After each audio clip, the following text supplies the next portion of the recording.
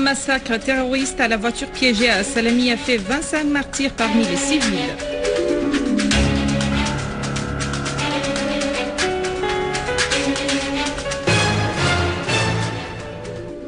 L'ancien commandant en chef de l'armée de l'air russe, le déploiement des missiles patriotes en Turquie est dirigé contre la Russie.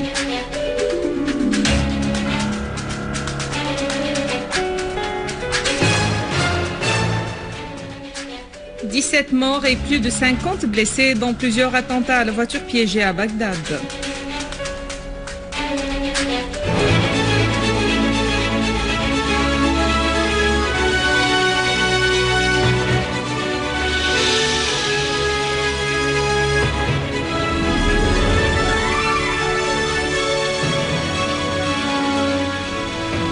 Mesdames et messieurs, bon après-midi et merci d'être avec nous.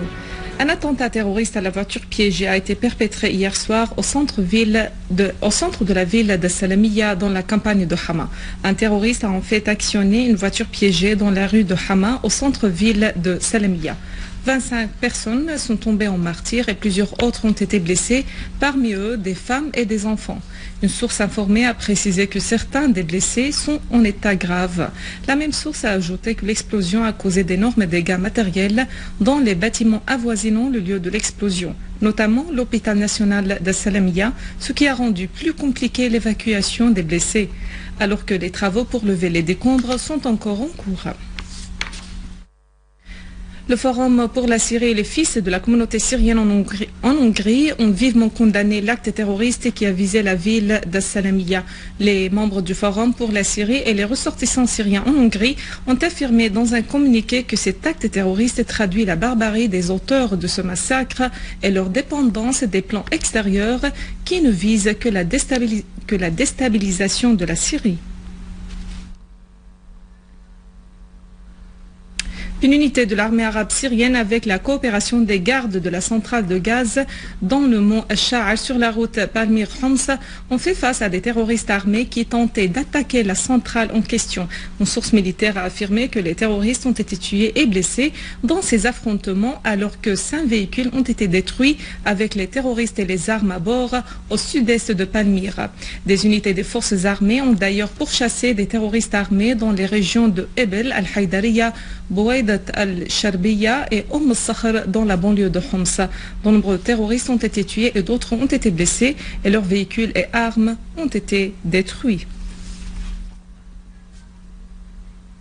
Le chef de la Commission des relations internationales du Conseil de la Fédération de Russie, Mikhail Margelov, a affirmé que des différences subsistent encore entre les positions de son pays et celles des États-Unis.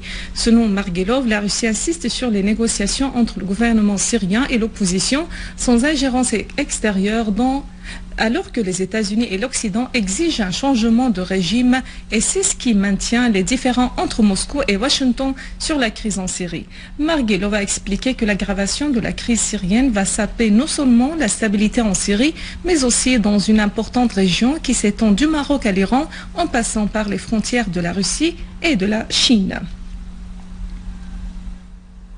L'ancien commandant en chef de l'armée de l'air russe, Anatoly Kornokov, a mis en garde contre le déploiement de batteries de missiles patriotes à proximité de la frontière syro-turque. Ce déploiement, a-t-il affirmé, est principalement dirigé contre la Russie.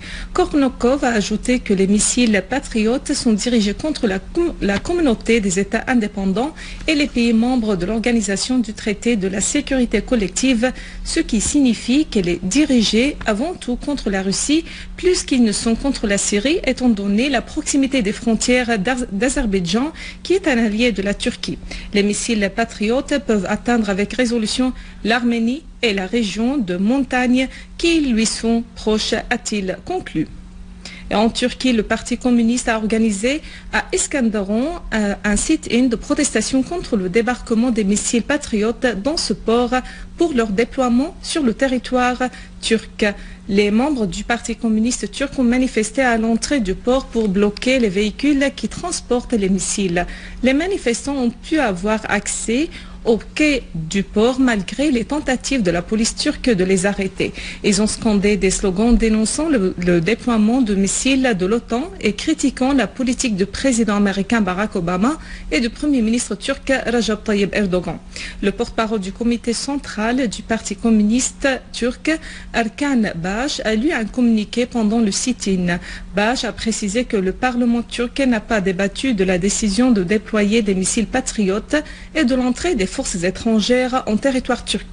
Il a souligné que le peuple turc ne sera pas un partenaire de cette décision de déployer les missiles patriotes et fera tout pour empêcher les forces étrangères d'entrer dans son pays. Baş a rappelé que les sultans de l'Empire ottoman avaient dans le passé permis aux étrangers d'occuper le pays, tandis que c'est le peuple turc qui s'est soulevé contre l'occupation et c'est lui qui a chassé l'étranger de son pays.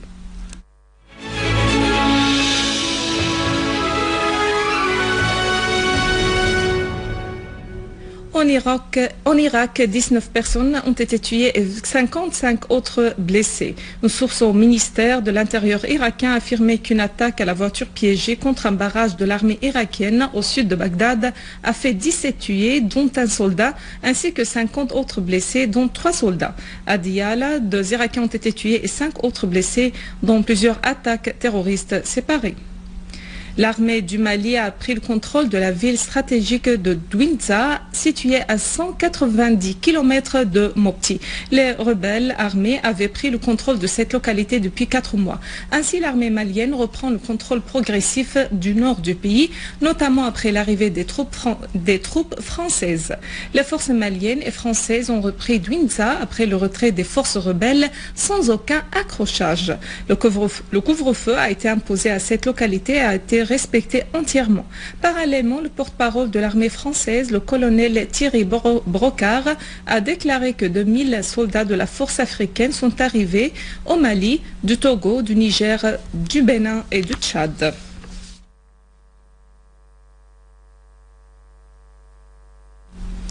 Le Front égyptien du Salut national a appelé à d'importantes manifestations dans tout le pays pour faire pression sur le gouvernement égyptien en faveur des intérêts du peuple.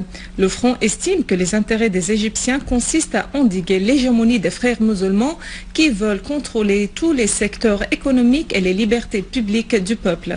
Le Front appelle à un développement économique basé sur la bonne administration des ressources humaines et naturelles de la nation et c'est cette solution qui lèvera la souffrance de millions d'Égyptiens et permettra de réaliser la justice sociale.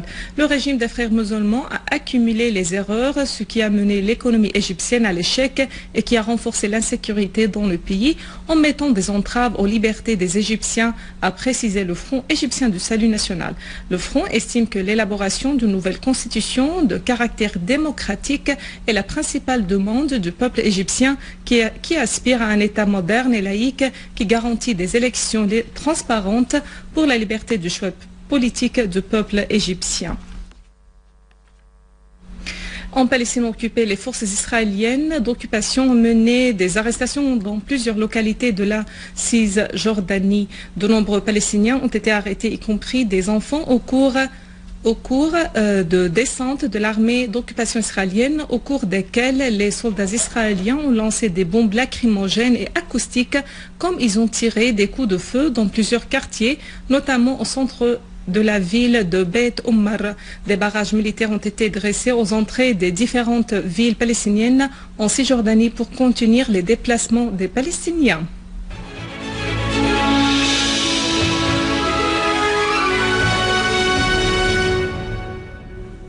Dans notre dossier local, le Comité national de l'Olympiade scientifique syrien annonce les noms des lauréats qui vont représenter la Syrie dans les Olympiades mondiaux en matière de mathématiques, de physique, de chimie et d'informatique.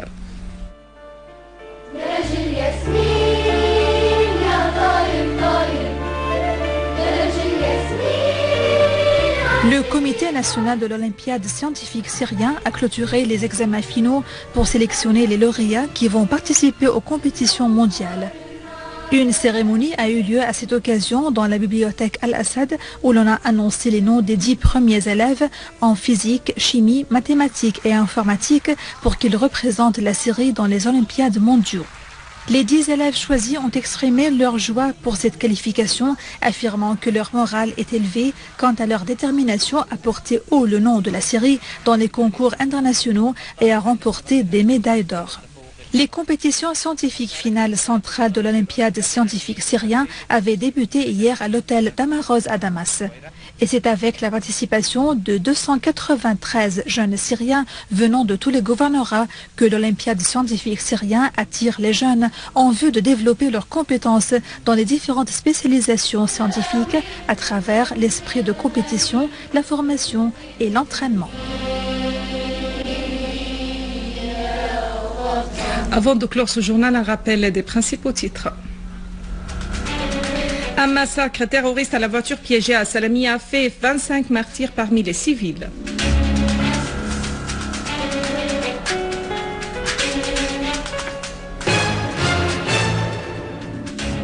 L'ancien commandant en chef de l'armée de l'air russe, le déploiement des missiles patriotes en Turquie est dirigé contre la Russie.